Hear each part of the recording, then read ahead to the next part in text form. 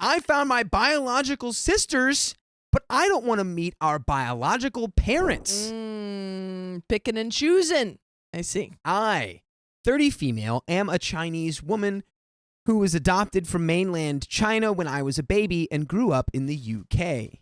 I grew curious about my roots and if I had any family out there, so I took a 23andMe test. I found 4 full sisters through this test. I am the oldest. My sisters are 29, 28, 24, and 20. The 3 middle sisters are in America, and the youngest is in Germany. We have kept in contact via the internet and have even met in person twice before the vids started. By the way, this comes from user ChallengeBrave7012, and if you want to submit your own stories, go to the r/OK Storytime subreddit. So I have 2 brothers I grew up with who are my parents' biological sons. And as far as I'm concerned, they and my parents are my true family. But I have grown close to my biological sisters as we understand each other a lot. What my parents know of my birth story is that I was found in an alleyway in a box. A classic story. So you were found in an alleyway in a box? Wow. Well, that's where Harry Potter was found. That's not true. Well, not in an alleyway, but it was on the front porch. My sisters were found relatively the same way from what they know, though they were left outside of buildings in public areas, so I'm a bit more bitter than they are about how we were abandoned, as I was left out of the way where I could have been missed. We recently got contacted by a new family member found by the test, an 18-year-old full brother who lives in France with our biological parents. Apparently, they moved there later in life. My biological sisters are excited by this and eager to meet them. They want the 5 of us to fly out together to meet our brother and family. I've told them I won't stop them, but I have no interest in meeting the couple who clearly kept trying to have a boy and abandoned 5 daughters that we know of, reminding them there could be more we don't know about who haven't used 23andMe. They feel I'm being unreasonable in this and that I should at least go to meet our brother. I'm fine meeting him one day, but not with them there, and he and I have been exchanging emails for now. I know they want the 5 of us to go out as a united front in this, and me not wanting to go is disheartening for them, but I honestly feel bitter in regard to the whole situation. Comments from Third Try is the Charm, not the a-hole. They want to go, you do not. That's fine on both sides. They have no business pushing you to go meet biofamily. Shellular07 says, not the a-hole. This is a very personal trauma for you, and it is especially worse for you as the one who is the oldest and was the closest to not having a life at all because of their abandonment. I hope you and your brother form as strong of a bond as you and your sisters have. It isn't his fault your parents did this, and I hope they all come to understand your feelings and stop pushing it. OP says, it was a bit tough to work up the ability to exchange emails with him. After all, he is the goal they were clearly aiming for that resulted in myself and my bio sisters being abandoned. That being said, I reminded myself he's really just a kid and none of this was his fault. Which is like a healthy mindset, but Yeah. it's also fair to be like, yeah, this is the kid that they were waiting for. Yeah, exactly. It's a weird situation, and you're definitely not the a-hole for being like, I don't know, I don't want to meet them. Am I ruining my siblings' experience? It's like you shouldn't be. That's up to them. They can meet the parents if they want. Yeah. You don't. Right? The Baker cyst? Not the a-hole. I, too, am an adopted person who was abandoned at birth outside of a bodega in the bad part of town. I also took a DNA test and ended up meeting my biological family, and I regret it so very, very much. Meeting my siblings and birth parents sickened me so much that I feel as though I'll never get my mind back to where it used to be. Yeesh. Well, it sounds like this commenter needs to go to some therapy about that. And I had the unfortunate pleasure of being filmed for TV meeting them. It sucked finding out that I have an older brother with the same birthday as me, only he got to have a birthday party and I got left outside in the cold. Please don't ever think you're an a-hole for not wanting to meet your bio parents. You're not. Sometimes it's a lot worse than not knowing. OP replies, I'm so sorry. The idea of being filmed for that makes me want to throw up. I'm sorry you had to put up with that. I can imagine why that'd suck finding out your oldest brother had the same birthday as you. I was left in the alley in winter. I'm not sure my exact birthday, but we have a rough estimate and nothing else. If you ever want to talk to someone who's similar in this, feel free to hit me up. Toe Select 6695. Sorry to ask this, but these things just make my blood boil. Did they at least seem remorseful? Did they understand how evil what they did to you was? From what you're saying, I guess not, and I guess you no longer talk to them. OP says, I'm not the one who met their parents. You'd likely get a reply if you replied to them. Easy mistake to make on who you replied to. The commenter so was I guess- commenting to the comment we just read, not to OP. No, I think maybe OP's siblings are in the chat, is what that said. No. There was Oh, another but that's commenter. OP replied. So, okay, basically, there was another commenter who was the one we read about who went on a game show or whatever. They were talking about their experience, and then another commenter was responding to that. And OP was like, that's not me. Oh, yeah. Okay. You can just keep going. Why is this in here? ToeSelect6695, thank you. And I'm so sorry you went through this as a baby. I can only imagine the pain. I hope you are happy and feel loved and valued by your real family. There's an update 1 month later. After some pushing from my bio sisters over getting in contact with our bio parents, as while I didn't want to fly out to meet them with my sisters, they still want to talk to me. I finally consented to having a Zoom call with our bio parents, as that was the most I could handle. I'll be honest, it was a shock to the system. I look so much like our bio mom, it was a little startling. So I found out some answers to some important questions. Firstly, why were we abandoned? As many of you can guess, it was due to the one-child policy. They wanted a son, but there was additional internal pressure to this. My paternal grandparents had told them if they kept a daughter, they would be cut off and not have a penny of the family money. It's why I was abandoned so differently from my sisters. It was my paternal grandmother who took me outside and abandoned me. My bio parents always assumed that I had passed away and how she left me, so they took over the abandonment of my sisters, which is why they were left in better places. That doesn't make it better. Man, I can't. That's That doesn't make it better at all. can't imagine how ice cold. You have to be Just to leave a ice cold. child. The ruthless ice cold pragmatism. Not just one. Well, it's like the equivalent of the bird that's in the nest and it just takes one of the bird chicks up and just throws it out of the nest. It's like, I'm done with you. It's just it's ruthlation. that your parents abandoned 5, was it 5 girls? I think another one. It was 5 girls and then And another boy. They had the boy, but abandoned 5 girls because they didn't want to lose out on the family money. It's just oh. Yeah, that's pretty selfish. It's well, at some point you're prioritizing money over not being evil. Yeah. So maybe don't be evil. Yeah, and again, I understand that there's a lot of different government stuff, control things that were going on, and with the one-child policy, but it's to do that 5 times instead of not having another child. That is a choice that you make. Were there any other children? There was one. A boy who would be 22 right now, had everything went to plan. They had been going to keep him, but apparently something was wrong about him. I don't know what, and they didn't expand on that, but apparently my paternal grandfather forced them to give him up because he was ashamed. Why did they move to France? Gee whiz, I can only imagine why someone would want to move out of that situation. Yeah. After our youngest brother was born, they finally gained financial independence from my paternal grandparents and were able to move. They were the ones that asked their son to take the test, hoping to find their other children. Where does this lead? Wait, what? The ones who abandoned all of the children then went, hey, you should take that test and find those kids that we abandoned. Hopefully they're good.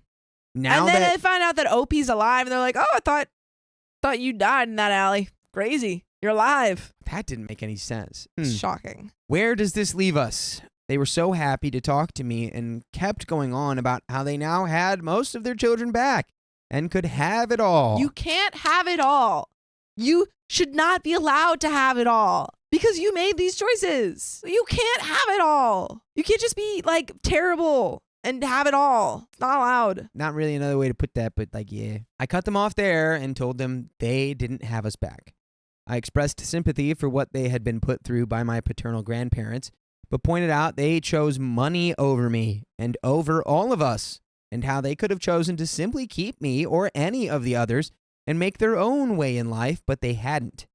I thanked them for the call, but told them I had a family already and had no further interest in speaking with them, that I'd continue to be in contact with my bio brother, but this was all they'd get. They tried to beg me to stay on the call, but I left, and I admit I had a little bit of a sob afterwards.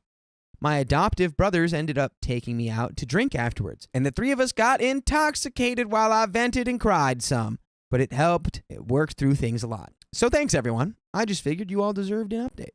Oof. We have some comments here. Mom Loves Monsters says, I really hope that the conversation with them gave you some kind of closure. Thank you for sharing this update with us. Laney20 says, yes, at least she got a few questions answered. Seems like it would be better to know than to always wonder. Doesn't exactly make it easier, but perhaps provides some closure. Robinetta, I really hate the one-child policy. It sucks for so many people, especially girls, because they are usually almost always treated horribly or given up and treated worse. I know some families would rather leave to another country than have to pick and choose a child. If you choose not to be involved with your bio parents, then I feel it's for the best, because at the end of the day, they literally did choose money over you, and what would have happened if you were never found? Me and we 123 says, and also kept choosing to have children. They abandoned until they got the right one. They can feel bad all they want, culture pressure, I sympathize, but they did this with all the daughters and one brother who wasn't right, quote unquote. Robinetta replies, exactly, all because they want the perfect child. When I first watched the documentary about the one-child rule, my heart broke seeing how the girls they gave up were treated. So many cultures treat girls like they are only good for home care and birthing kids. I grew up in a household where I was supposed to take care of everyone despite being a child myself. I have a daughter now, and I refuse to treat her the way I was. And we have an update from 2 years later. Hopefully the sibling dynamic isn't being impacted here. Yeah. I mean, I'm sure it is a little bit. They also didn't really know each other until recently. Like, they all found each other through the 23andMe. Yeah. I think everyone should just be allowing everyone to feel however they decide they feel about the situation. Like, and again, I mean, a lot of people are commenting in the chat that, of course, we have never been through anything like this and will never understand the societal pressure or, you know, in this case, the one-child policy and how that affects families and stuff. Like, obviously, I don't know how that feels. And I'm sure it wasn't an easy decision to give up the children. But regardless of that, it does not mean that OP owes them a relationship. 2 years later. Hello, everyone. I never expected to return to this throwaway, but here I am. A little refresher. Myself and my 4 biological sisters were abandoned due to the one-child policy and found each other later in life, as well as our bio parents and a younger brother. It has come to my attention that my youngest bio sister, who is 22 and lives in Germany, has been in regular contact with our bio parents after the initial meeting, and they offered her quite a bit of comfort after her longtime boyfriend cheated on her, and that relationship fell apart. She has now revealed to us that she plans to go to Guangzhou in the near future to meet a man who our bio parents wish her to meet, as he is supposedly the son of their friend, and our bio parents are apparently paying for this entire trip for her. I'm sorry, she's about to go get maybe arranged with a relationship right now from these people? Are we rocking with that? I guess she is. Look, I know I just said we should let everyone feel how they want to feel about the situation. I don't know if I feel like you should go get set up with their friend in China. I don't know if that's the vibe, because they might be friends with people who would also be down with abandoning children. I would be a little bit skeptical, I think. Yeah. I don't know if you guys are the best matchmakers. It's just a... Well, at least you know the guy's probably got money, because they seem to prioritize that. They better have money. So they did a lot of work to have that money. Our sisters are a bit hesitant about this, but no one wants to tell her it's a stupid idea, as they feel she's a grown woman and it's up to her. Well, you could still tell her it's a dumb idea and live with the fact she is a grown woman. I tried to express concern, but she would not hear it, solely on the dreamy idea of meeting a handsome man from the country of our birth. I'm worried about her and how badly this could go wrong. I also have my doubts about the validity of the situation, as something seems incredibly off about it. So I reached out to her adoptive grandparents to let them know her plans and my concerns about this whole situation. They were horrified by this, as they had no idea, and their immediate concern was that this was a potentially dangerous situation, and they assured me they would handle this. Yeah, I mean, it really could be dangerous. I mean, you're essentially being shuttled off to a completely different place to meet a guy who's definitely literally being introduced to you as like a product. Where it's like, oh, this is our daughter, you could marry this, and then it would be yours, and you can have her, and then she can have some of your money, and then it'd be your thing.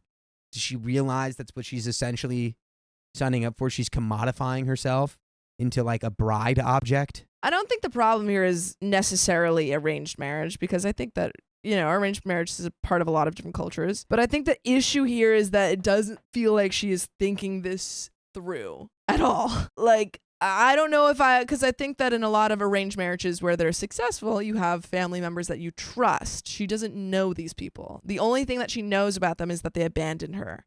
So I would not trust these people to find me a match that would work for me. Yeah. We already know what she wants. Money. I'm going to get a hot Chinese rich man. Yeah. My hot, rich Chinese man. And that's it. Is who I'm meant to be with. She has since reached out demanding to know why I got in contact with her grandparents, as it was not my place, and she can make these decisions for herself. I told her that she may want to wear rose-tinted glasses when it comes to our biological parents, but I'm not going to let her fly across the world to a likely dangerous situation to meet a man she's never even spoken to before, which she told me if he was a creep, she'd at least get a free holiday out of it. Probably the wrong perspective for that. But you know what the right perspective is? What? The perspective that we have full episodes with stories like this available for your listening pleasure on Spotify, iHeartRadio, Apple Podcasts, wherever you listen. Just type in OK Storytime with your little fingers. Your little fingies. And now you've got the archive booted up. I believe it's 54 days now. 54 days worth of stories. Yummy, yummy, yummy. Anyway, there's a little bit more story here. I don't know if you can do anything to really stop this person. You can run interference, but so I think that you've done the things that you can do. You contacted her family. You said, hey, this is happening. Just thought you should know. But at that point, after that, there's really not much else you can do because you guys only have recently become close. Or I don't even know if you're close, but you've only recently come into contact with each other. Yeah. We ended up arguing quite a bit over this with some heated words being exchanged. Our bio sisters have told me I shouldn't have went behind her back like that. And if it was a mistake, she needed to learn from it herself. But I worry she may not have had the chance to learn from it if it was a mistake. Yeah, some mistakes are really dangerous and you can't really come back from them. Yeah. Sometimes you can't undo some mistakes. Sometimes you got to learn from other people's mistakes. Yeah. Like the mistakes made in the movie Taken. I'll give you one guess what happens in that movie. Someone's taken? Someone gets taken. Interesting. But I don't have any guesses about the end of the story, so let's find out. Okay. Meanwhile, my adoptive brothers have expressed relief I'm not that much of an idiot, or else they'd have locked me in my room until that idea left my head. I do think they needed her plans for her own safety, if nothing else, but maybe I'm an a-hole and could have handled it better. Was I wrong to go behind her back like this? Somebody needed to know. She was basically being like, yeah, I don't know. If he's a creep, I'll get a free vacation. It's like, ooh, you might get a permanent vacation. Yeah, there's where so no many one things can that can find happen. you again. Yeah, there are so many dangerous things that can happen when you're abroad with people that you don't know. Very sad story. Wow. But OP seems like she's in a much better place with much better people. At least there's that. That's the end of that story. My father made a new family, but they disregard my needs. I need y'all to regard me. Please. My I-39 female lost my mom 14 years ago to cancer, and my dad, 75 male, remarried 3 years later to Nancy, 71 female.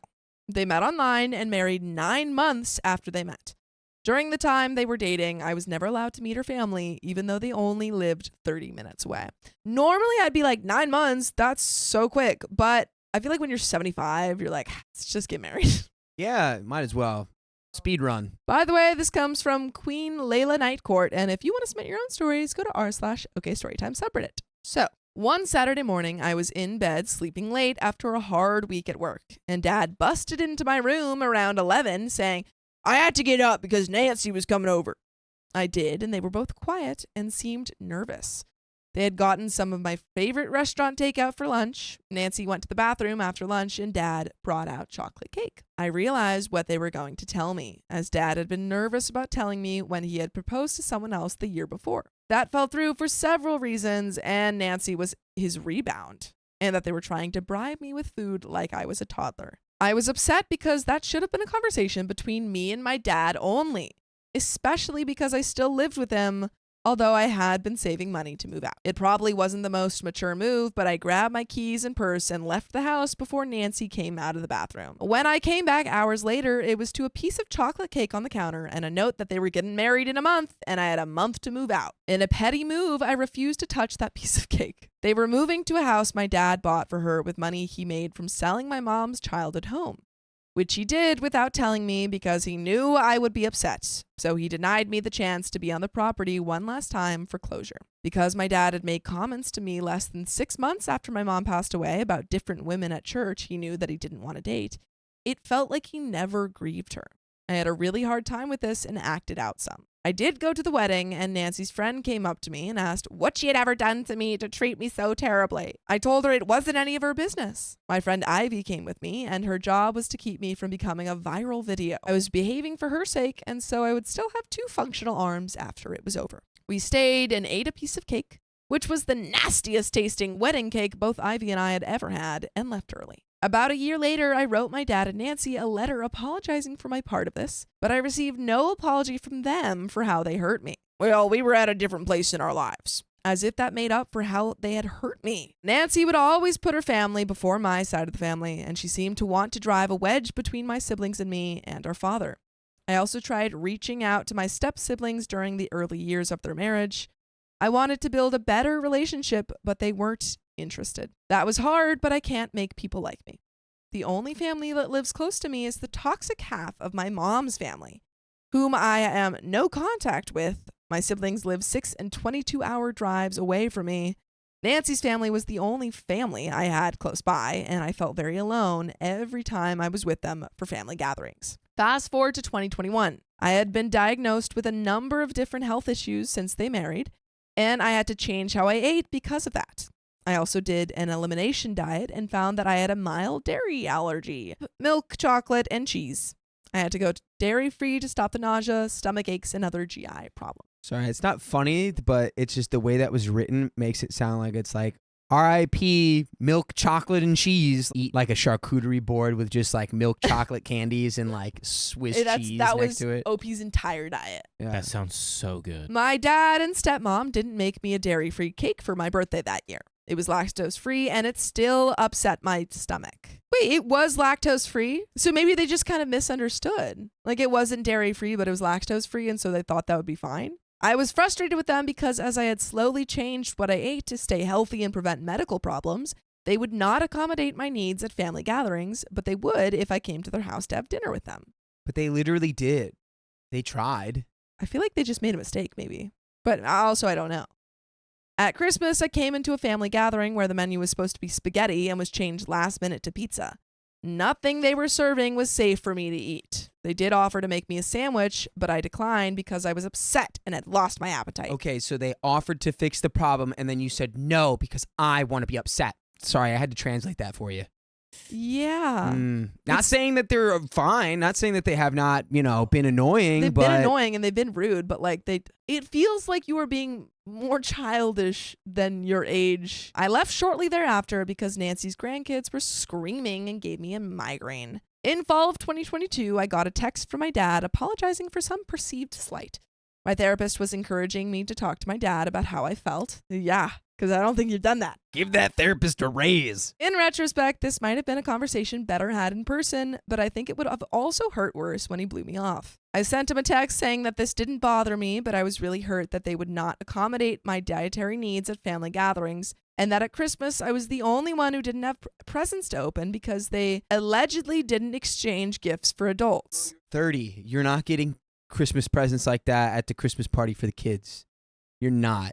Also, they said that's what you lied at the very beginning. You lied. You said this didn't really bother me. It's bothering you. You're lying. They said that's what Dirty Santa was for, although I usually ended up with stuff I didn't like. Every other adult had at least one gift, even though they were supposedly just doing gifts for the kids on Christmas night. No, but still, you're 30. Yeah. Buy yourself your own Christmas presents. You're 30. Well, okay. No, I think 30-year-olds should get Christmas gifts. I disagree with that. I also explained that not every dish had to be dairy-free, but I just wanted enough for an actual meal. I was raised in a tradition of hospitality where if you have people over to your house, you accommodate their needs within reason. It does seem, okay, I will say. OP's being a professional victim right now. Really quickly, I think it can be annoying if you're not getting gifts and everyone else is getting gifts. I will give you that. I think it's annoying if you're not there's literally never any dairy-free options, even though they know about your thing. But I don't think it's fair to say that they're not trying to accommodate because they offered to make you food. Offered to make you food. By the way, they do an adult gift exchange, so you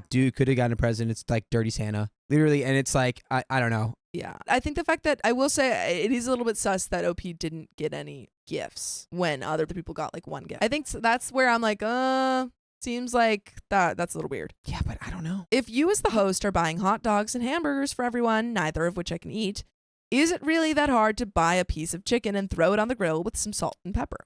Apparently so, because I would have to bring food for me and also something to contribute to their meal. Anyways, I've never heard back from my dad for 3 days, and then it was a happy Friday and how was your week?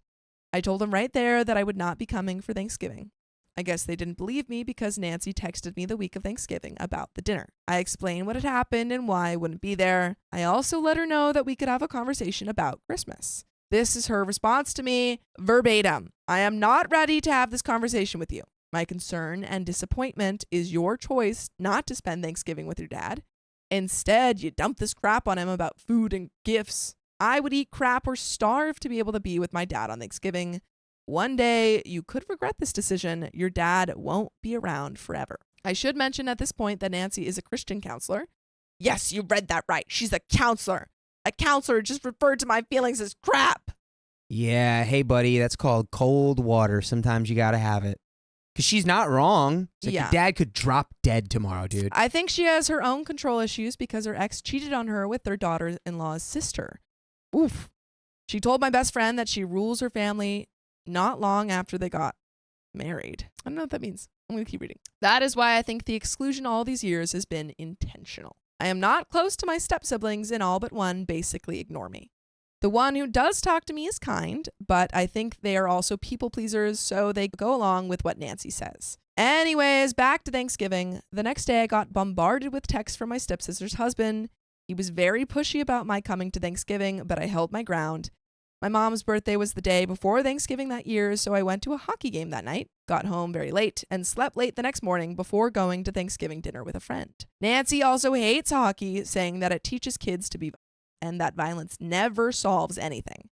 Nancy loves to put down what I like and will say lots of things like that. When I liked the Nancy will say lots of things like, this is never the answer. That monster. Well, she says she hates hockey because it teaches kids to be violent. That's a little silly. Yeah, that is a little extra. When I liked the Hunger Games books and was excited about seeing the movies in theaters, she would say that it glorifies violence and taught kids to become school shooters or violent. Okay, then. Girl doesn't know the Hunger Games because the whole point is that is really you're not getting the point there. Anyways, it was good to go to the hockey game because I had missed going to games. It honored my mom as we went to a lot of hockey games when we had a local hockey team. And it gave a certain finger to Nancy. Nancy and her family were nice to me through my birthday and Christmas that year. Okay. Then Nancy started yelling at me on a trip to see my brother over New Year. Right, because you're probably like driving your father insane. My sister-in-law was sitting with me when it happened, and I think she finally realized that everything I told her over the years about how I felt about Nancy was legitimate. My family can't celebrate Christmas on Christmas because Nancy's family does that, and God forbid they are inconvenienced. We're always relegated to having our Christmas close to New Year's, and Nancy always seems to find a way to ruin it. Anyways, Dad defended Nancy's behavior and was dismissive of my complaints. He's always like this, so I don't know why it still hurts so much. When my mom was mean to me during her treatment, he would defend her, saying that she was going through the change of life. Yes, he used menopause as an excuse for her behavior. There's absolutely no way that OP is now going back and being like, my mom was mean to me while she was going through. There's no way, right? Is that what just happened? Wait, and then, I'm going to read this next sentence first. Yes, he used menopause as an excuse for her behavior, but that doesn't excuse how awful mom was to me in the end. I shouldn't be someone's emotional 1-2 bag. Really pause, OP. No, you shouldn't be. To be clear, you should not be someone's emotional 1-2 bag. But I think it's also really important to remember that when people are going through cancer, it messes with your brain. One, it's terrifying because you're going through the process of like actively passing away when you know that it's happening and you know that there's nothing that you can do. And also it's literally changing your brain. So I think it's a little bit fair that your dad was defending your mom. Can we maybe point to something your mom was going through that could have made her maybe a little emotionally charged or unstable? maybe the thing she was in the hospital for. Anyway, his most important relationship in life is that of his wife, and he will defend whoever is in that position, whether it is my mom or Nancy, even when they're hurting me. This is actually the first time where it's like professional victim has entered the story. But this is a professional victim. The following year, Thanksgiving was the last straw. I regretted saying yes to going as soon as I agreed to it, but they said they would try to work on making sure I had what I needed for my dietary restrictions. Okay, which Nancy keeps getting confused about. She likes to say I'm gluten-free when it's dairy-free, and she also paints it as a fad diet that I'm doing. She does a new diet every other month, so that's rich coming from her. She's 70. Which is, like, a-hole comment. I think, 71. Probably older than that now. She's older. Thanksgiving that year was my mom's birthday, and I was already having a tough time. I get there, and I'm told that I won't be seated with my dad. For the first time ever, they have assigned seats. My seat is in a different room from my dad, and I'm with my stepsisters-in-laws. They're nice people, but we have nothing in common. They didn't speak to me the whole meal. Between that and my mom's birthday and them not making all of the few dishes I asked for dairy-free, I was so close to losing it. Which I think OP is right for being upset when they've communicated that they need some dairy-free options and we're told that there would be some. I think this is fair. Yeah, but I'm trying to give OP the few No W's for OP in this story. Babe, we're 39. We know we're allergic to dairy. We got to start taking accountability. You want to make sure that you have food to eat at the place where you've been repeatedly having issues with people not understanding what you can and can't eat. Time to bring your own stuff and stop being mad at other people. I think in this case, because they had the conversation. But I think going forward, I'd be like, well, they don't care about my dietary restrictions. They're also old. They're in their 70s. It could literally just be like I think there is a little bit of leeway you can give, but not. I left and went for a walk in the park behind my stepsister's house and watched the squirrels for about 45 minutes. When I came back, everyone but my dad, Nancy, and my stepsister's family were gone. I sat down with my dad and talked. I told him that today had been a rough day and he changed the subject. I also wasn't going to be able to see my brother that year for Christmas. We had been renting a house somewhere in the middle of the drive between his house and ours to celebrate our Christmas. I only had Thursday to Sunday available, but Nancy made reservations for Friday to Monday without talking to me. I couldn't go because I would have had to drive. I also couldn't drive that far on my own because of migraines and other health issues. As I sat there talking with my dad, I overheard that the reason Nancy had made the reservation starting on Friday was because her niece was coming in from out of state. Gina's mom is Nancy's sister, and she passed away unexpectedly when Gina was little. They treat Gina like royalty, and even though they could afford to go see her whenever they want, and I cannot afford to go see my brother unless I go with my dad, she had to spend one extra day with Gina and deny me the opportunity to see my brother for Christmas. Another example of our side of the family getting the short stick.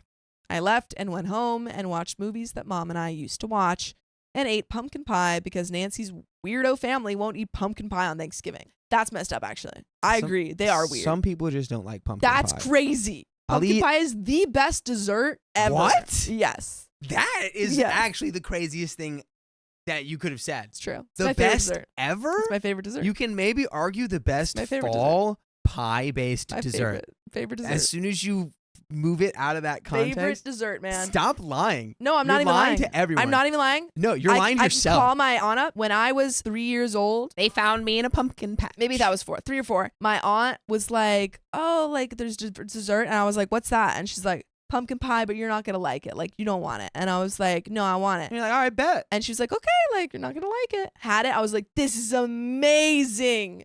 More. And then one time, my other aunt. Did you fib, though? No, I was like, this is amazing. The other time, another aunt babysat for me, and she took Sam and I to a grocery store, and she said, you guys can pick out one thing. Sam picked out a big bag of chips. I picked out a whole pumpkin pie.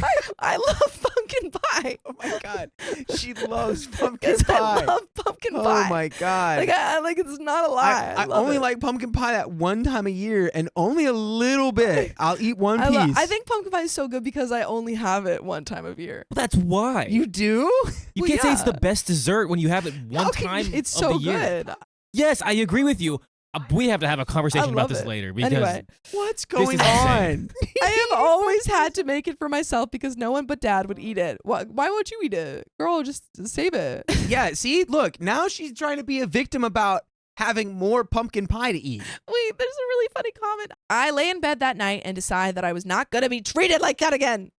I didn't think that they would respond well to a "you stink and I'm not coming back until you treat me better" message. Instead, I found other places to be when I knew they were gathering.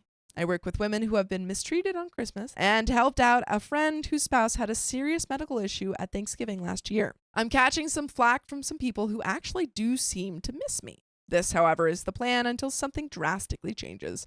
And it doesn't seem that anything will change.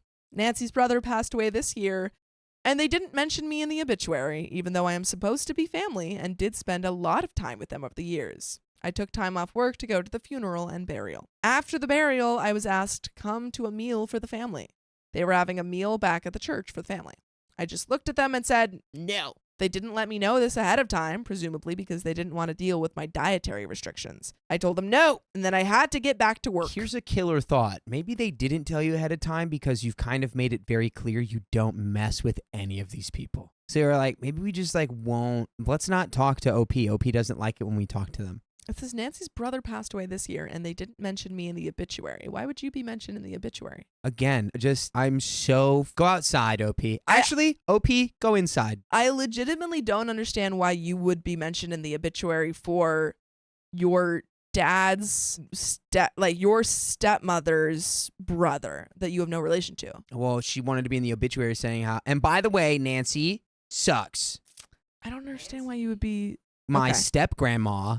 I don't like her. Anyway. And that's in the obituary. Let's keep going. I continue to distance myself from them, and I really struggle through the Thanksgiving and Christmas holidays because my mom's birthday, the anniversary of her death, and my birthday, which was the day after we buried my mom, are all between those holidays. I can't hold my trauma plus theirs anymore. Nancy's cheating ex still comes to all their holiday gatherings, and it causes a lot of tension, even though they would like to pretend that they are one big happy family. I think that's why Nancy responds to me the way she does now, because I shattered the illusion that they were one big happy family by advocating for what I needed. I haven't totally stopped seeing them for the holidays. I get together with my dad sometimes Thanksgiving weekend and away from the family gathering. And we had a tradition of Christmas breakfast with just my dad, me, and Nancy.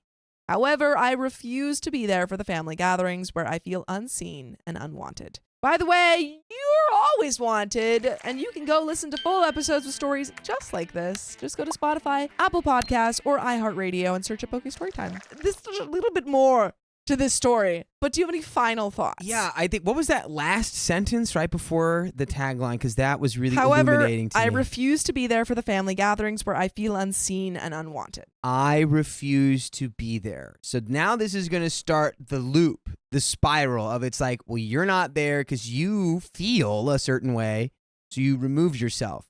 Everyone sees you remove yourself, and they go, I guess OP doesn't want to be here anymore. So no one's going to say, oh, we need to go fix this. It's going to go, well, OP as an adult who is 39 has made her own choice and does not want to associate with us. So we will respect that choice, I guess. Yeah. Especially considering it was made in a way that feels a little hostile. Maybe she doesn't even want to hear from us in the first place. But instead, I feel like OP is going to take years of probably silence or little to no contact as see, I was right. They all hate me. They want nothing to do with me. You have put yourself in this position right now. Yeah. I mean, OP has a dairy allergy. Is that it? Or is there more? Because I believe so. They said they couldn't eat hot dogs or hamburgers either. I don't know. But there's a little bit more. They are the only people in my life who flat out refuse to accommodate my dietary restrictions, and it's very hurtful to me. It's interesting because Nancy's grandson is now gluten-free. I haven't heard why, but they are accommodating that. The family also accommodated when my stepsister had the vid and couldn't stand the taste of onions. They tasted awful to her, so they would leave them out for her. It's not that they can't accommodate, it's that they won't. So am I the a-hole? I don't even know if you're an a-hole. You're just kind of childish. I think that you are, if that is the case, I think you're valid for being upset, but just the way that you reacted, it feels very childish. It's knowing that you're 39 really changes the way this story gets processed in our head. And it's that's a reality of existence. It's you will have more sympathy for the small child than you will for the 50-year-old adult. Yeah. Because the small child is a little more blameless. And also can't make their own food. Right. Doesn't understand. Could, but even if you were 20, it's all right, you still don't really get the ins and outs of being an adult. It's and honestly, a lot of us never, that's kind of the big lie is that at some point you wake up and you're I get it. It's like everyone seems to just be like, no, we make it up the entire time. And some of us just end up in better positions than others. But like, once you hit 40, dude, it's like, I can't hear you being in your victim mentality state. You need to be solving problems instead of amplifying them and then trying to say, see, everyone, look at this. And that's the end of that story.